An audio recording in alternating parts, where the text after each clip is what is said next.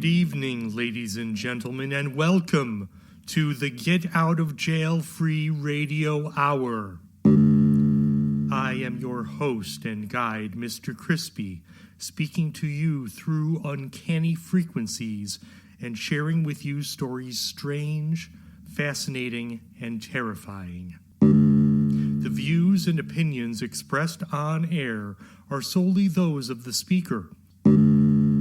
The Get Out of Jail Free Radio Hour is an entertainment program, and any similarities to any person living or dead, or any place or events, are entirely coincidental. The Get Out of Jail Free Radio Hour was created except as indicated by Matt Henshaw.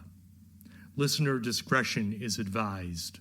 And now, take Mr. Crispy's moldering hand in yours, ignore that tacky fluid under my nails, and join me for the Get Out of Jail Free Radio Hour.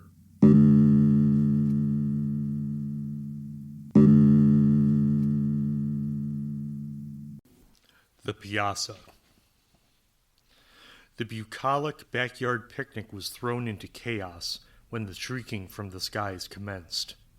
Baxter, the family Cocker Spaniel, dropped dead on the spot of a heart attack, and Sally the toddler cried as though colic as blood began to stream from her ears. The rest of the family, Richard the oldest son at 8, Thomas and Christine, father and mother, all impulsively looked up to where the sound had come from. Between the sun and puffy white clouds, a streak like a silver flame terminating in a glowing golden point shot like an arrow across the sky. The speed at which it traveled seemed impossible, faster than any airplane they'd ever seen in their lives and 4 times as large. As it closed the distance in mere blinks of an eye, it became clear that the golden point was a beak, and it spread its terrible wings, causing a flap which blew their hair back. On the breeze, a foul stench like excrement, blood, and offal wafted over them, causing Christine to vomit up the grilled hamburgers and potato chips. The great bird then landed with a heavy thud on the ground, causing the deck they were standing on to warp and waver, sending them all tumbling down, stupefied and terrified. Blinking, the beast took to shaking itself, the feathers creating a moire pattern which was vertiginous and hypnotic. They were more than the silver color, but it was hard to describe the color they actually were, for they didn't seem to originate from Earth. The effect was very disconcerting, and a thought passed through Thomas's head of how a picture on television looked when it was between channels. Soon that thought was gone, though, as the bird turned its eyes towards the family. It blinked, a malicious intelligence there sizing up the humans, who were cowering and making sounds of fear, pleading to a god which would not hear them. The bird took a step, and then 2 closer towards them, the claws at the end of its talons a bright light shade of periwinkle. Where it had stood, the once verdant lawn wilted brown, dead and smoking. Richard soiled himself and mewed piteously, while Thomas hyperventilated and Christine sobbed. The bird bent its head down to the still body of Baxter and gave it a tentative poke with its beak before opening its maw and taking a bite out of it.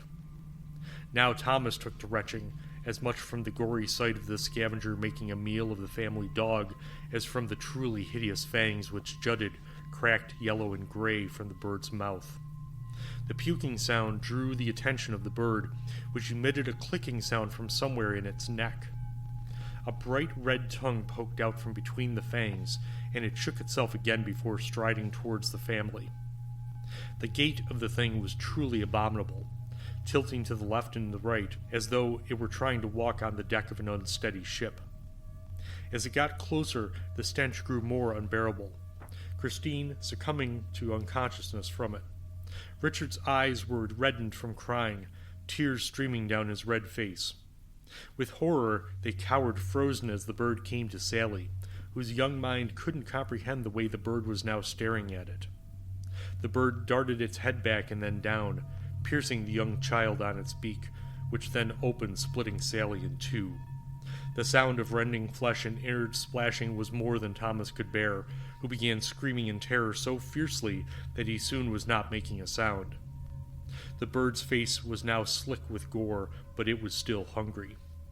It now stalked over to Christine, warily laying an evil gaze towards the shaking Richard and Thomas. The bird made the same motion as with Sally, and violated her still unconscious body in a similar blasphemous way. Richard now had also passed out from sheer terror, while Thomas trembled as though having a seizure. Richard's messing of himself and the resultant smell served as a beacon to the bird's appetite, who, with something approaching confidence, walked over and snapped the head off of Richard, blood jetting over the wood and Thomas's shirt. Thomas's eyes grew wider, and a maniacal and panicked laugh emerged from his throat as the bird's head approached him.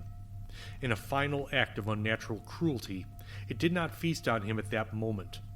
Rather, the beak closed around Thomas's torso, squeezing it hard enough to break a couple of ribs. With wheezing, painful breaths, tears fell from Thomas's eyes as he was lifted above the tableau of death around him as the bird took flight. The air rushing past his ears burst the eardrums within, and as he rose dozens and then hundreds of feet above the ground, he felt his spine split, then felt nothing as the piazza split Thomas in two, the last thing his eyes seeing were his dead legs falling back to earth. And now from old Wyethscope's quarterly concern, Zodiac Oracles, heed the revelations within. Sentient vomit. Temperance boils over the Demetas cup, spilling secrets into the saucer. Stimulant leavings coagulate into round, trembling bubbles that move like mercury when touched.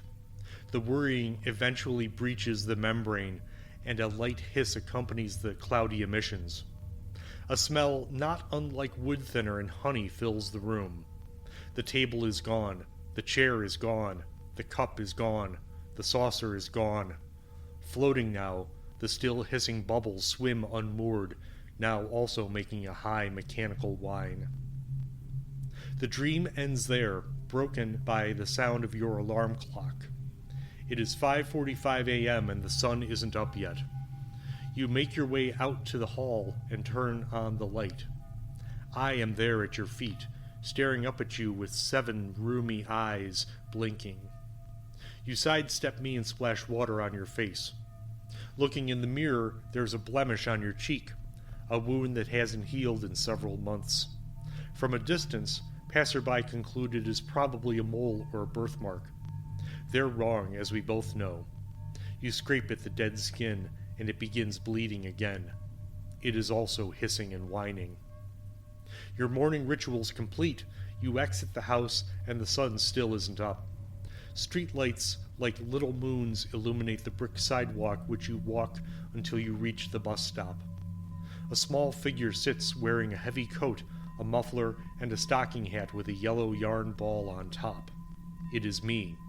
I turn to you and blow tobacco smoke out of my nasal aperture. You cough once, but shift your gaze towards the 2 dim lights approaching. The bus is slick with red, black, and green stains. And when the door opens, a rivulet of gray ooze runs out, making a puddle in the street. I scurry up the steps, scanning my bus pass, and you follow. Your feet stick to the steps, and you pull pass after pass out of your pants pocket, but they are all expired. Time slows, and the passengers stare as dozens of expired bus passes pile at your feet. There are still more in your pockets. You look at the bus driver, who is wearing a mouse mask, and say with your eyes you are sorry. The bus driver tilts their head, eye holes black, and moves to close the door. Finally, you feed a 7-foot-long strip of punch card paper into the pass receptacle, and the green light turns on. The bus shudders along the broken roads. Some of my essence splatters on the seat in front of me, occupied by an older woman. She is dressed as though going to a ball. Her head is unnaturally long, half her nose eaten away by some obscure skin disorder. Her name is Nancy. You strike up a conversation with Nancy, apologizing for the teeth falling out of your mouth every time you sound the vowel E. even in the dark, for the sun hasn't risen yet. You feel at home here, in a slimy bus driven by a mad mouse driver, hundreds of impossible teeth still falling like hard, white hail into your lap. The Horned Frog of Asioth. Hop and heed the Grail song from your steaming copper chalice. Attenuated somewhere in the Ryolip galaxy, a star your astronomers named R89X7.2 blinks and winks, going dwarf, then nebula. Streaming forth across the cosmic gulf, a repeating message of Hosanna, trick went knife, you drear, is translated by radio engineers in the South American Deep Space Radio Array in the year 2145. The broadcast is kept secret for 3 decades as scientists and linguists work to uncover its meaning. The broadcast text is then leaked by a temporary cleaning employee named Tom, who was then summarily arrested, tried, and imprisoned for his dalliance. Meanwhile, those who had been working on the message's meaning discover it is just the reflected radio broadcast from BBC Two in the 1940s, which has been blended by solar flares with a religious broadcast from the deep south of the United States circa 1962, and a Norwegian television miniseries from 1975. What the scientists and the linguists failed to note, failed to observe and investigate, were the subtonal skips and glottal stops that belied a true message from the stars. Proof that there were intelligences inhuman that sought to open communications with Earth and its residents. These secret and extraterrestrial messages were heard and responded to by a rare breed of bee native only to the state of Argentina. These bees had acquired science and technology millennia ago and had carefully built their city hives in spots where no human could or would tread. And now from Old Wyoscope's quarterly concern, Ailments and Maladies, an overview of various illnesses and their treatments. Citric tongue. Indications. Within 1 to 2 days of exposure, the tongue of the afflicted takes on a yellowish tinge. If left untreated after 1 week, upon the tongue's surface are raised hundreds of blisters. These fill with a cloudy fluid which, when burst, serve to activate the taste buds with an astringent citrus note. These then scab over, making an unpleasant crust which prevents the afflicted from tasting anything excepting for salt and lime. Complications. Left untreated, citric tongue sufferers may find depleted appetite, along with persistent nausea, constipation, and repeated scabbing and subsequent scarring of the tongue. In extreme cases, citric tongue may spread to the soft palate, loosening teeth and causing gingivitic ulcers to form. Treatment options. After suspected exposure, it is imperative to begin treatment to avoid further complications. The ADA recommends a course of treatment including tongue scraping with a copper mesh scouring pad, followed by a solution of 3 parts water to 1 part mezcal and half part crushed acetaminophen and 1/4 tab of peyote button. This is to be repeated before and after all meals for 5 days. The ailment shall be considered cured when the urine reaches a hue of green. Hold a phial of urine up to the sunlight against the green of a common traffic light. If the green color matches, then you are good to go. Consult your physician and dentist if symptoms persist. If the color of your urine goes stop sign red or Satsuma orange, or if there is chunky discharge, seek immediate medical attention. And now a notion opining on all matters. Bridge, a warning. 'Twas nothing of value that were ever born breech from a British brain. Marcus Twain, 1890. I tell ya, I get no respect, no respect. Rodney Dangerfield. That most diabolical of games descending from the dark card arts, called by the masses bridge, but by others variously as John Devil's Toes, Hopkill, S'il vous plaît, vous care, Scurry Joe, Undercarriage Delight, Adolphus, The Rotten Pickle, Mary's Scourge, and dozens of others. first emerged an already festering mistake in jolly old England in the 1600s.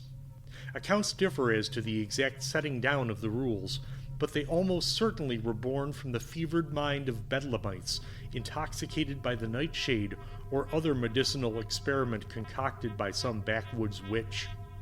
There is also little doubt of occult infection of the game, as the tarot was gaining a sinister foothold among the populace of the Isle. Almost immediately, as though a contagion, the game gained in popularity, becoming the most common game of cards in the 1700s. While Episcopalian ministers would wring their hands in agony on their Sunday pulpit, exhorting their congregations to cast aside that wicked game of trumps to more wholesome activities, the uneducated and foolish took to the game like fiends. Soon, the unclean junkies they packed dens with their wicked table of four, ordering such potables as they could afford with their alms. From the New World they would smoke the tobacco leaf, laced with extracts from exotic, night-blooming flowers of the forest. Often, reports of a mad blue lady, an elderly woman attired from head to toe in blue, cackling into the night, declaring, "Dummy again! Dummy again!" before setting a tavern or inn alight, were common among the players of Undercarriage Delight. Mad, rutting orgies, a quivering mass of nude, wrinkled flesh, for the game would gradually come to be more popular the further advanced one's age and senility progressed, saw laws go into effect, driving the Bridgertons literally underground. There, in the fetid rivers of filth, the game truly metastasized into the foul stain that it is today. In the 20th century, periodical magazines and newspapers acquired through business deals in back rooms began to subtly deliver hidden codes in the form of bridge puzzles. These brain teasers were, in fact, sophisticated sub-hypnotic suggestions to readers to turn on to the Trump way of life.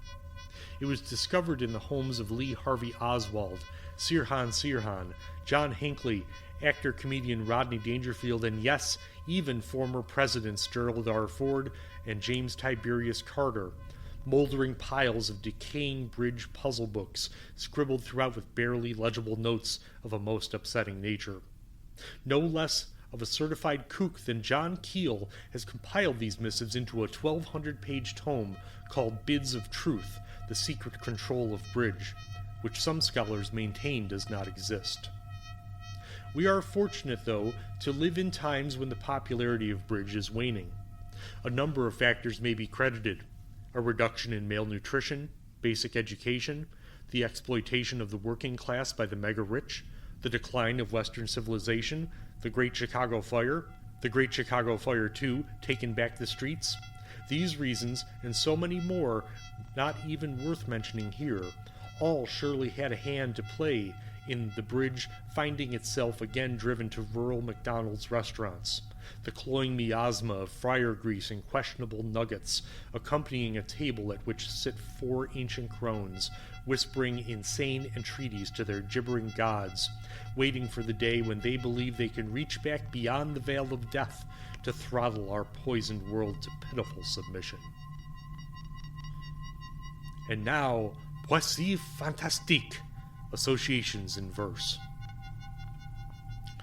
Arctic ash falls, piling and drifting into ivory-gray mounds, filling the open mouths of desiccated corpses with wet, cold death.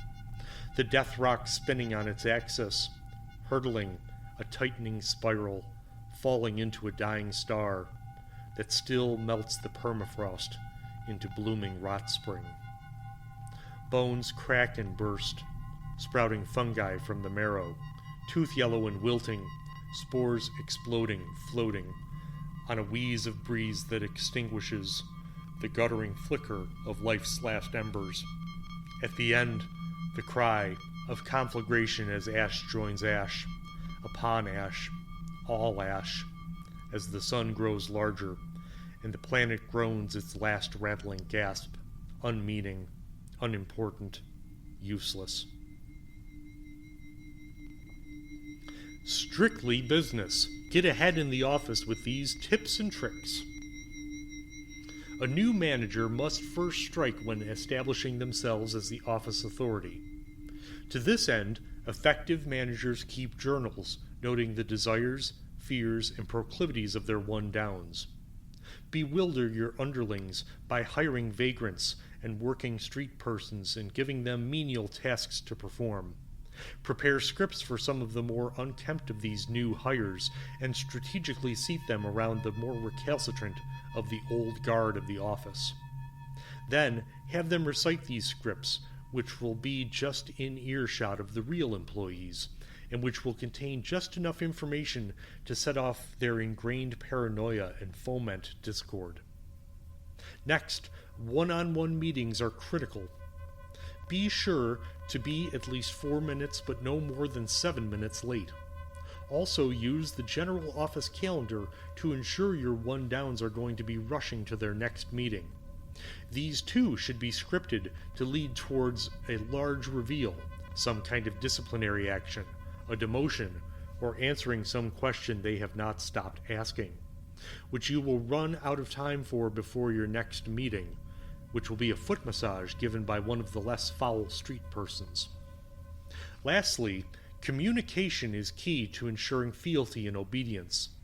An artificial intelligence engine is ideal for this purpose.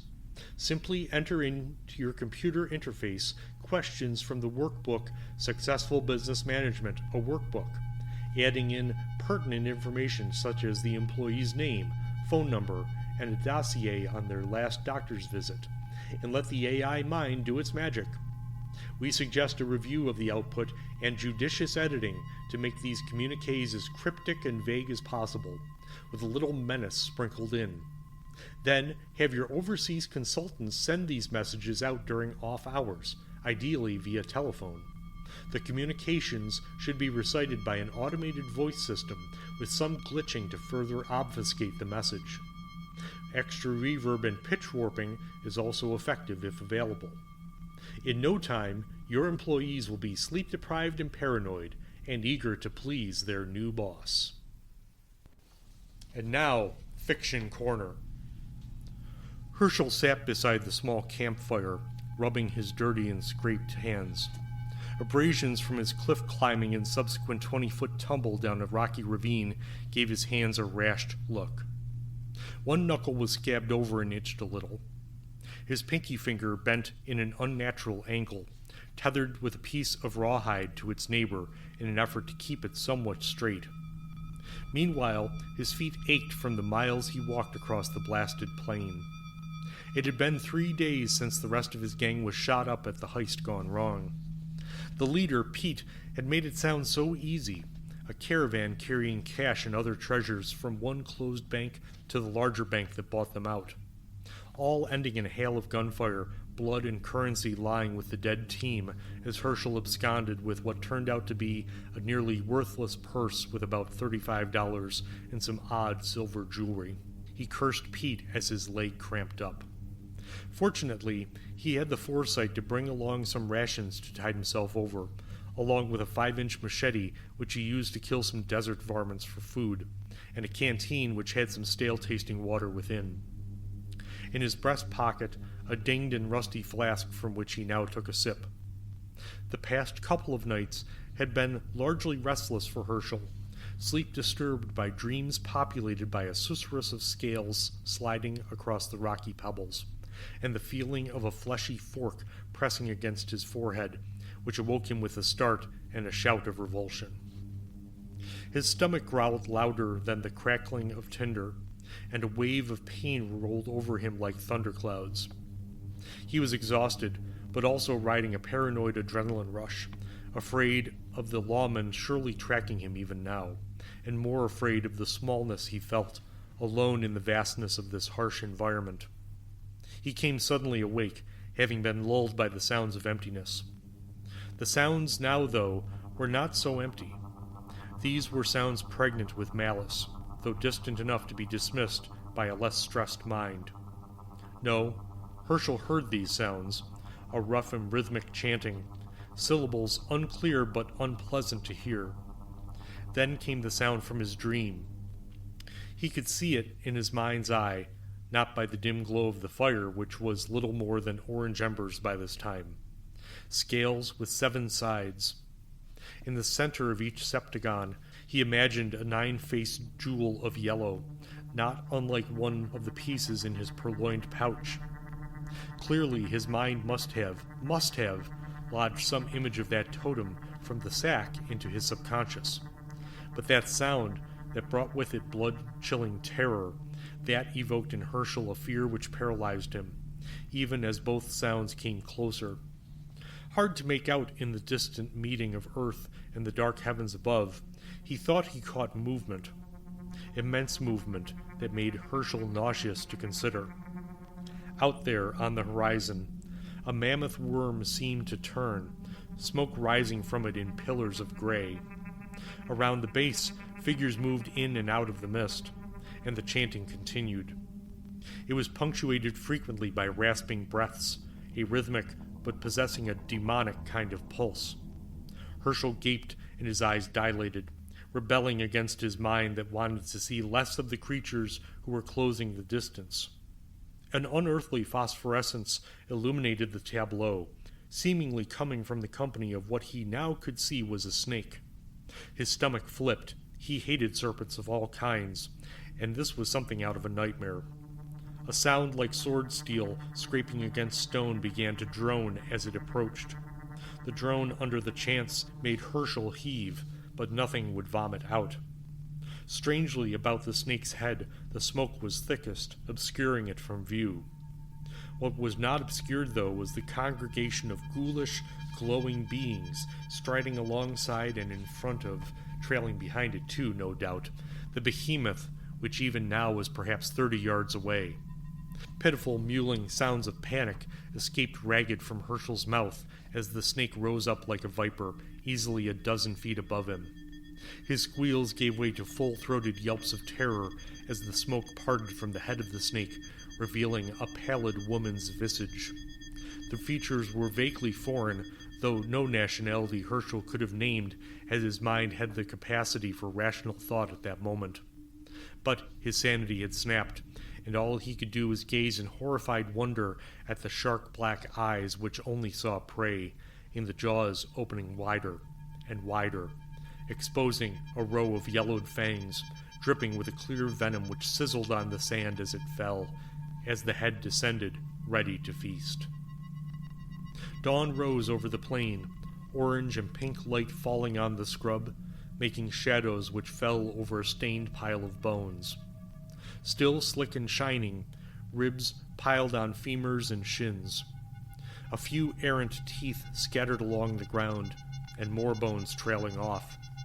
A canteen and now cool pile of burnt wood, the only evidence Herschel or any living thing had ever been on the premises. The wind blew, sounding a hollow, lilting drone. The Metaphysical Machine by Jean Richepin. Why do they say that I am insane? Just because I am not like absolutely everyone else, just because I do not play my role like one of Panurge's sheep, just because I remain indoors for weeks and months at a time, is that any reason to call me insane? On the contrary, I believe that thanks to the life I have led, above all to the great idea which that life has revealed to me, I am a sage. I was certainly not in the least insane when I first conceived that idea. I had read a great deal, studied a great deal. I was particularly attracted to the works of philosophy, but I do not like the philosophers of our own day, because they do not know how true philosophers must live. In order to conceive a philosophical system, it is necessary to follow a contemplative lifestyle, solitary and absorbed. Now, how can you find such studious conditions in our hectic world, whose distractions seep into a man's every pore? I therefore confined my studies to the pleasurable company of the ancient philosophers. I sought out those whose mutilated works are only known to us through fragments or translations: Leucippus, Democritus, Empedocles, Heraclitus, Parmenides. I felt a singular joy in reconstructing old systems of thought with the aid of their remaining debris, much as Cuvier has reconstructed antediluvian species from a few bones. Men who occupy themselves with decaying things are the only ones who will comprehend the happiness that I obtained by thus rediscovering the homo-eomeric theory of Anaxagoras and a few others. Alongside these fragments, I also cherish the complete but obscure systems of mystics and theologians, subtle depths into whose metaphysical exercises a wounded spirit plunges with delight. The Alexandrines, Plotinus, Porphyry, and Iamblichus have enraptured me, and I have tasted ineffable sensuality with St. Anselm and St. Thomas Aquinas. I do not offer this reading list, any part of which would suffice to prove that I am a savant out of vanity. I offer it partly to demonstrate that I have merely been a scholar, not a madman, and, more importantly, to explain how the great idea of which I spoke before first came to me. This is it. In the course of all this reading, I was struck by one thing which became the point of departure for my own system: the knowledge that in the midst of the cosmogonic and theological hypotheses, the human spirit locates itself less by reasoning than by intuition. This is not a matter of logical deduction, since one does not move from the assertion of what is known to the contents of the unknown. It is a matter of positing the contents of the unknown directly, which is to say, in other words, of seeing the absolute. Proof is not an issue. The absolute must be seen. One sees or one does not see. I might experience it myself at any moment. Such an enlightenment, of which I had not previously been able to obtain any sensation, came to me suddenly after a long meditation.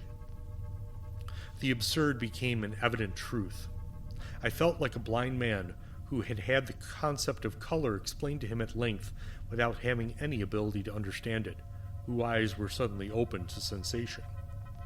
If this process allowed me to understand the truths of metaphysics, it followed that they had also been discovered by this procedure. Such was my first step. I inferred that the absolute was for us not a conclusion, but an apparition.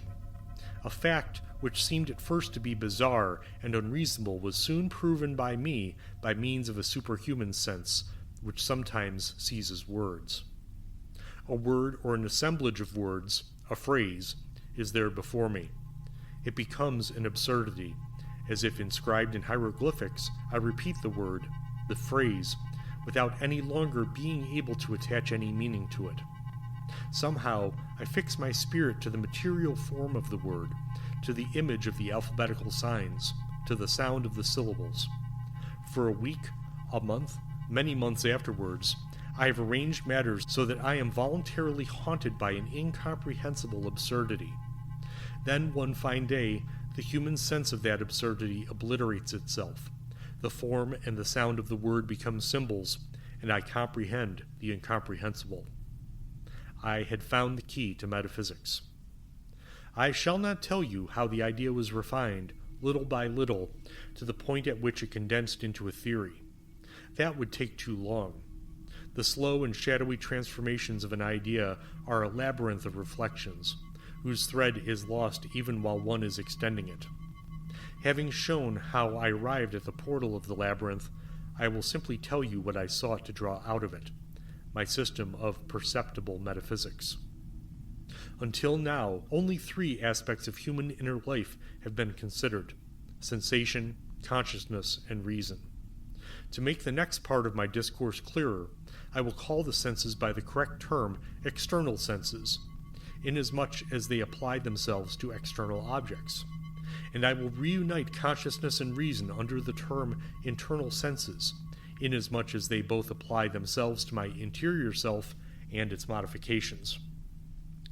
The metaphysical error which still weighs us down thus becomes palpable.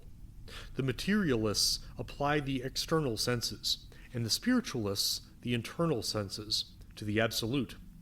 But the absolute is neither in me nor in the objects exterior to me.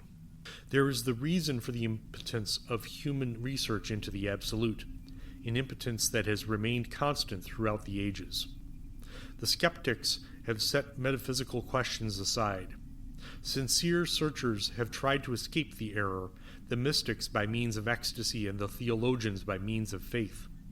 They were in the right in searching for a new means, but both fell back into error by subjecting ecstasy and faith to the procedures of reason. Only one man, prior to myself, has glimpsed the infallible procedure which leads to the absolute. That was the theologian Thomason, who wrote these words: Mens sola sibi reddita naturae suae ingenium et praesitium totem obteniens, naturaliter omanatur sensit que summum aliquid et excatibula principum. Which means, the soul, reduced to itself alone, in possession of all its being and all its power, perceives naturally and senses that something, that sovereign principle, which is inaccessible to reason. The words are clear, and I think that even the most vulgar intelligence can understand them. This quotation renders in simple terms all that remains for me to say in completing my theory, which can now be summarized in a single affirmation.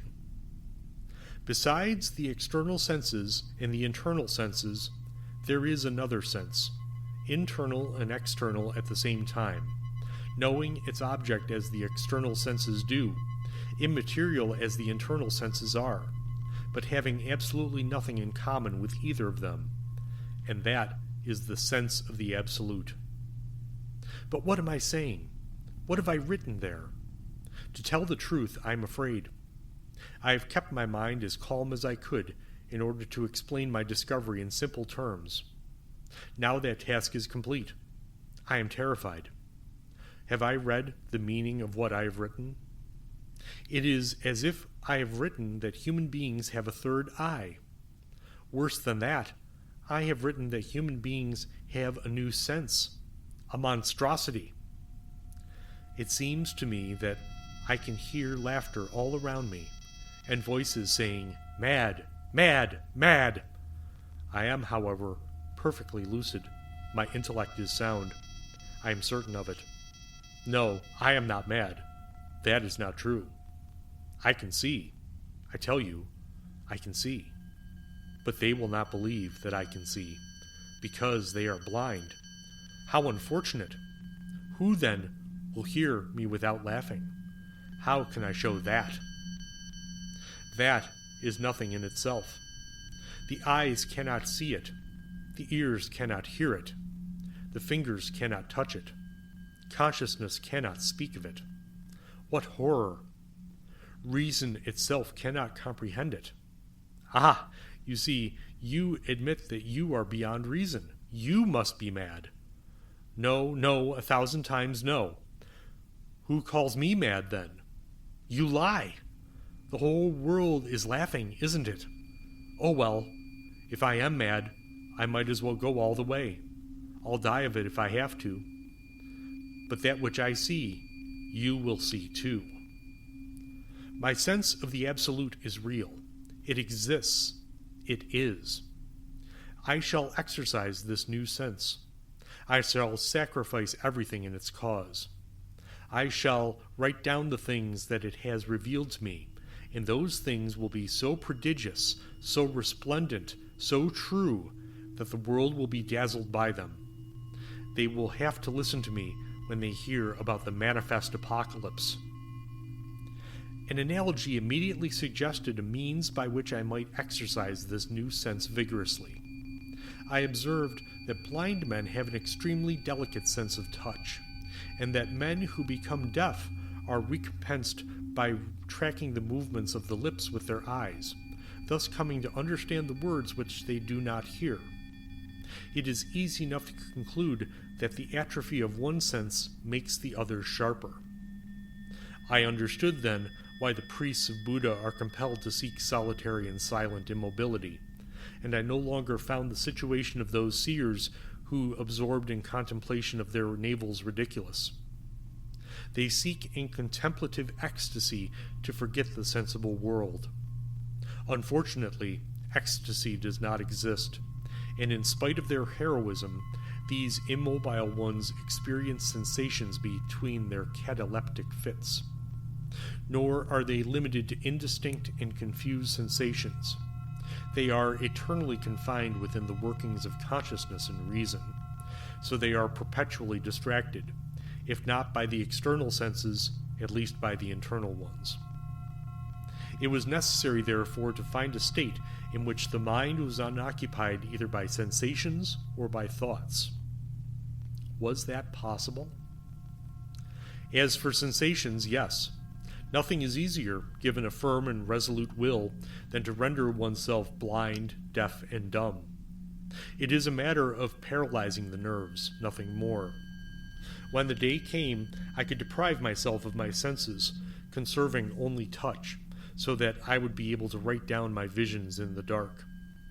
Eventually, I would arrive at the point of having no more memories of sensations. They would be effaced little by little from a mind that was no longer cultivated in that manner. As for thoughts, that was not so easy. If one ceases to think, does one not cease to be? Yes, in the everyday sense of the word, but not in mine. What need had I of the modes of thought in common usage? What did reasoning matter to me in all forms? So it was necessary to cease to think, or at least to think as little as possible. To cure me of that particular malady, I had a remedy already: obsession. Obsession atrophies all other ideas, leaving one and only one in possession of the mind. That would complement the atrophy of the senses within my mental regime. That regime, which would soon be mine, was therefore reduced to this: to annihilate, as far as was possible, all my internal and external senses, in order to allow free play and give an exceeding acuity to the sense of the Absolute. It remained, before undertaking the great work, to identify the precise circumstances in which that sense is at its most vigorous, and in which it could be most comfortably exerted. My reflections and researches on this point were lengthy. A memory of my youth put me on the track of that which I was trying to find. Delicate as the subject of this memory is, I must insist on its introduction here, in the interests of science, and better to understand the means that I believed I had to employ. Everyone knows that in the course of pleasurable excitation there is a brief, and in consequence very little studied, moment, during which one's entire being melts, like a filament of metal in an electric current. It is like a flash of lightning in which a human being is engulfed in a substance, of which it is at that moment a sort of conductor. All of creation is alive in that flash. It is, if I might express it in such terms, the microcosm of the Absolute. I discovered this subtle explication while recalling to mind the sensation itself.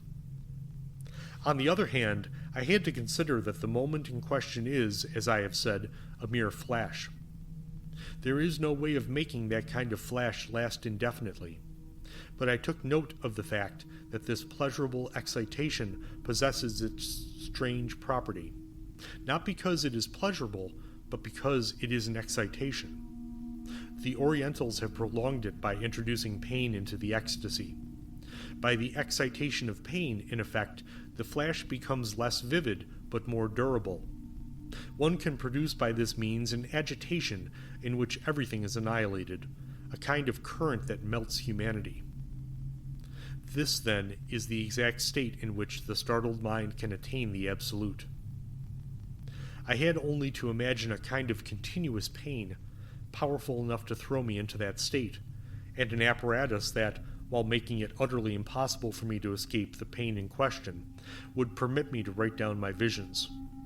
The kind of pain that I eventually settled on was the prolonged irritation of the dental nerves, and the choice inspired me in no time at all to devise the ingenious apparatus within which I was soon seated. So this is what is firmly decided at the present moment.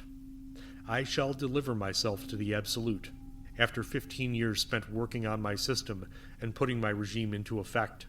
I believe that I have finally brought about the conditions necessary for an attempt of the last and greatest experiences of all. I have subjected myself to all the necessary mutilations. I am blind and deaf. I have not spoken a single word for 15 years. I have renounced the use of gross and imperfect senses, including consciousness and reason, which might constrain my new sense. I have kept nothing of the old humanity but attention and will. I know how to write in the dark. The words I shall write will provide illumination. My first experience will last about an hour. It is now 7 o'clock in the morning. My old manservant will come to my room at 8. There he will find my written instructions, as he is accustomed to do every day. In these instructions, I tell him to descend to the basement of my house, which he has never entered, and I explain how he can let me out of the apparatus if he finds me unconscious. I write all these details so as to establish firmly that I act entirely freely and knowing perfectly well what I am doing. As I could die during the experience, I have also taken the opportunity to record the history of my theory briefly and clearly. For the same reason, desirous of leaving no mystery behind me, I shall now describe my metaphysical apparatus.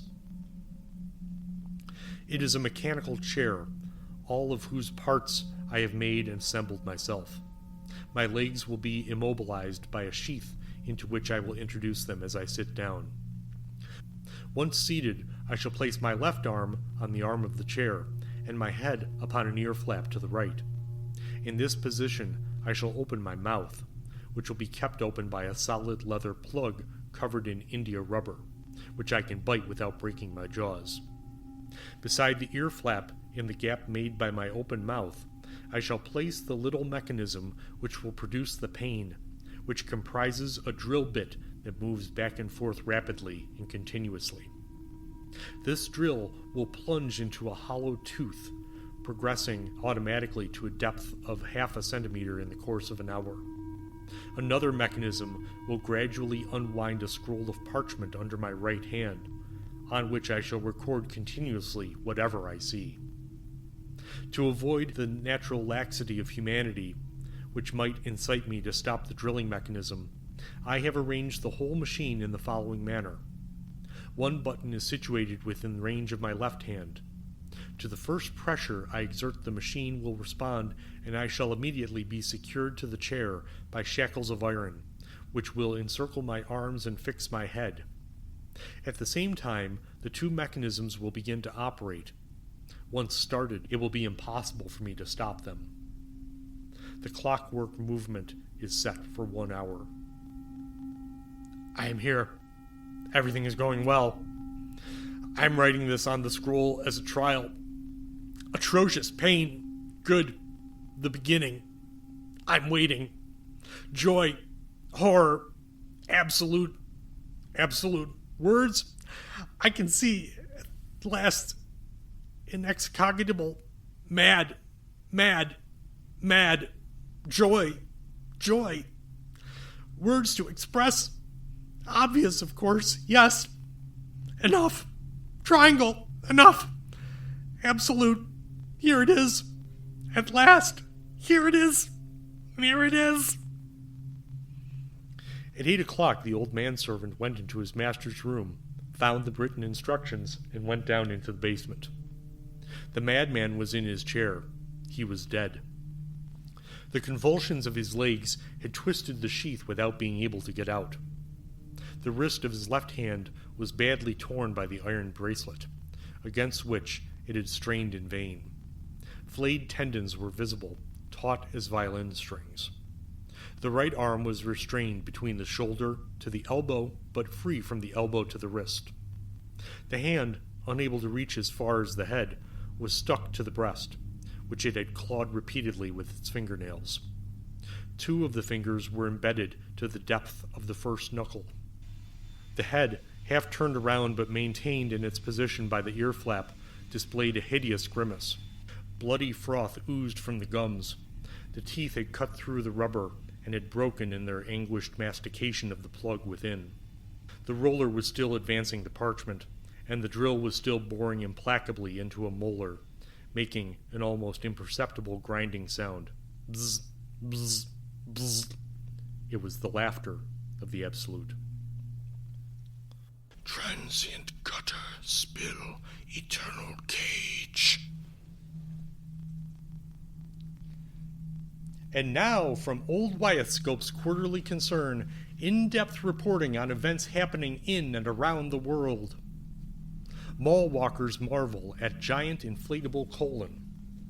Geriatric perambulators were struck dumb by the appearance of a giant inflatable colon this morning at Fredson's Market. The colon, provided by Wilmot Cancer Institute, will be on display all of this month to raise awareness for colon cancer and to encourage those of the proper age to perform colorectal examinations. Conservative radio host Bob Jalek of the Jalek Hour has blasted the display, in no small part due to the uncanny resemblance the colon bears to Bob's visage. T-shirts reading, "I walked through the inflatable colon, and all I got was this T-shirt and a sore bum," are being sold to raise money for the Institute. Hof Weather Report.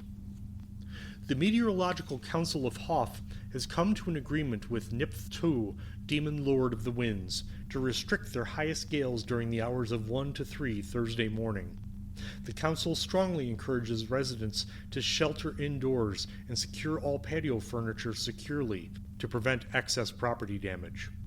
A swath of land from the middle of 9th Street to Main is expected to be hardest hit.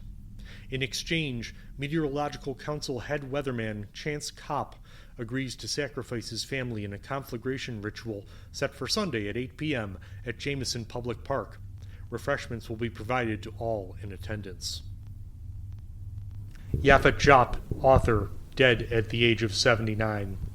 Remembrances were made and no small amount of tears were shed for beloved author Yaphet Jop, The Shining Skull, Panty Waist and Other Erotic Tales, Weird Poles, who passed away at the age of 79 on May 5th.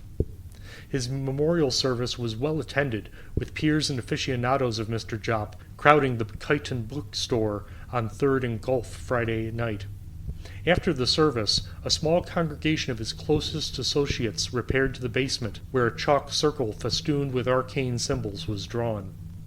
Then were lit 23 candles set on 5 candelabras, and secret abominable spells spoken by Head Reverend Jason Yo. A trembling began, and the wall cracked with a sound like thunder. Books flew from the shelves, piling into the center of the circle, and began to burn bright.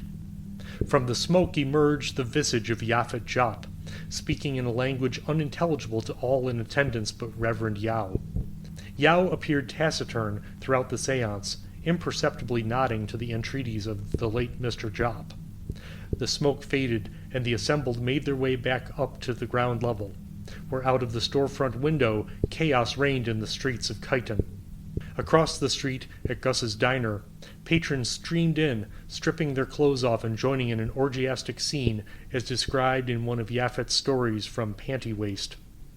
Over at Red's Tool Jungle, the manager was seen covered in black ichor, holding the heads of 3 goats, much as was described in Mr. Jop's Meddlesome Tool, published in installments in Club Wee magazine in the mid-1970s. The table, which had previously been full of Yaphet Jop's works, was mysteriously empty and covered with a protoplasmic ooze. Yaphet Jop has no surviving family members. And now, stun your friends and family alike with these trivia and facts.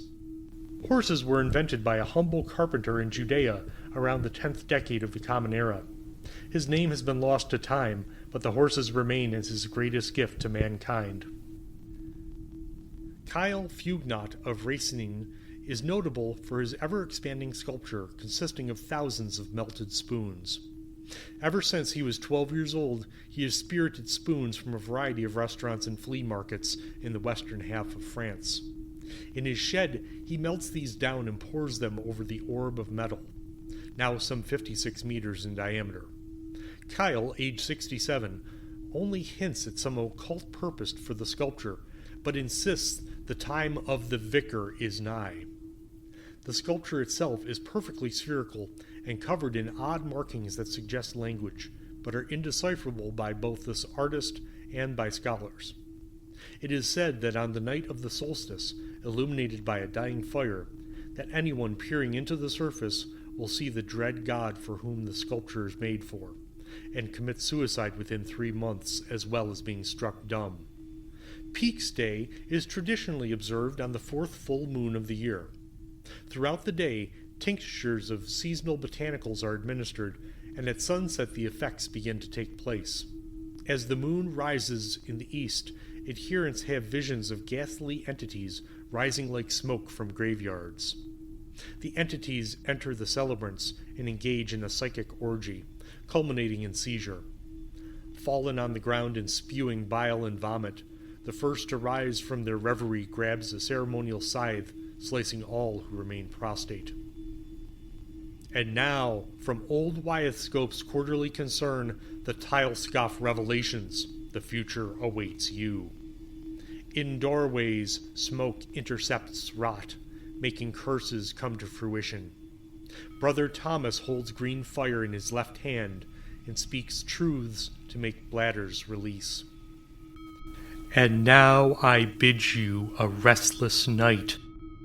May you cower in the corner until morning's light. And in the harsh daylight you will see no one really gets out of jail free. Thank you for listening to the Get Out of Jail Free Radio Hour. The Get Out of Jail Free Radio Hour was written, produced, edited, and uploaded by Matt Henshaw, except as indicated.